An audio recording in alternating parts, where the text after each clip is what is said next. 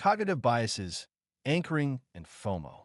John is standing on the balcony of his Neo-Finance headquarters, looking down at the flickering neon advertisements that line the city's lower levels. One massive holographic display caught his eye earlier. A new tech startup called Neuralinkage is offering its shares at a discounted price of $500, down from an original valuation of $1,000. John finds himself leaning toward the buy button. It feels like a bargain, but then he pauses. He remembers that he doesn't actually know if the company is worth $500. He only knows that 500 is less than 1,000. This is the first psychological trap John must master if he wants to survive the volatility of the markets.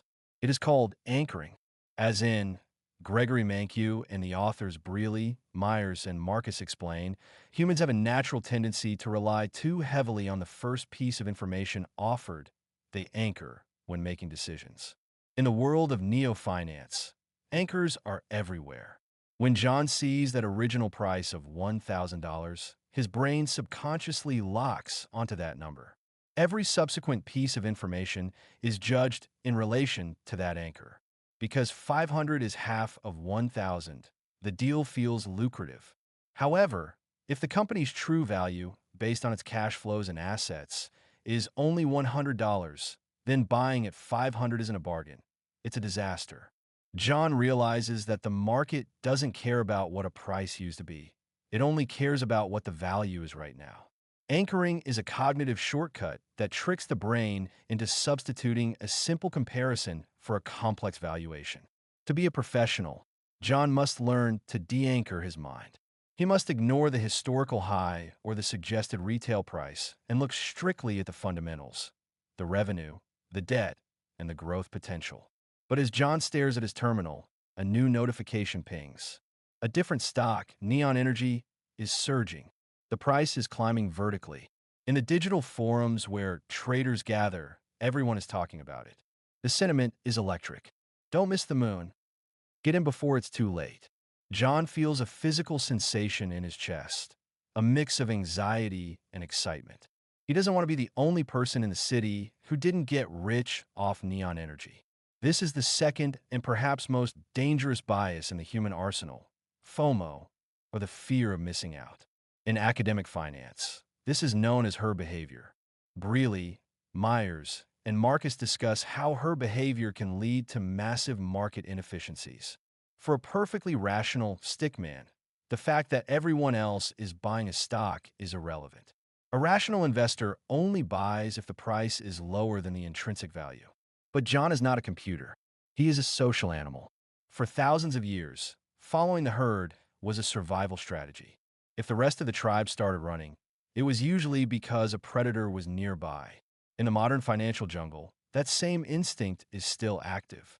When John sees a herd of investors rushing into an asset, his biological brain tells him that they must know something he doesn't.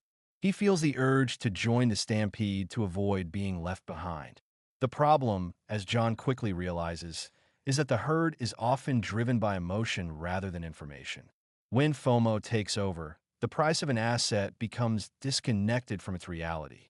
People stop looking at the engine of the business, the costs, the production, and the profits, and start looking only at the price action. This creates a feedback loop. More people buy because the price is going up, which causes the price to go up even further, attracting even more people. This is the recipe for a financial bubble. Eventually, the bubble bursts because there is no fundamental value to support the inflated price. The last people to join the herd, the ones most driven by FOMO, are the ones who lose everything. John steps away from the terminal and takes a deep breath. He realizes that anchoring and FOMO are two sides of the same coin. Anchoring makes him look backward at what a price should be based on the past, while FOMO makes him look sideways at what everyone else is doing in the present. Neither of these perspectives helps him see the truth.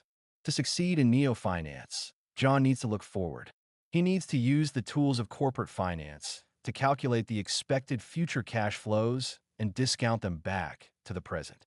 He needs to realize that the most profitable opportunities often exist where the herd is not looking.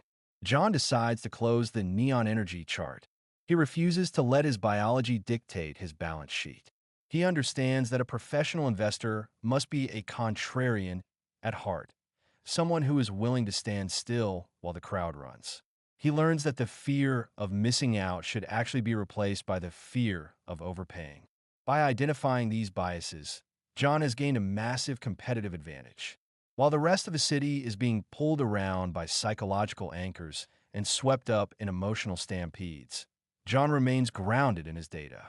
He is no longer just a participant in the market. He is a predator who waits for the herd to make a mistake.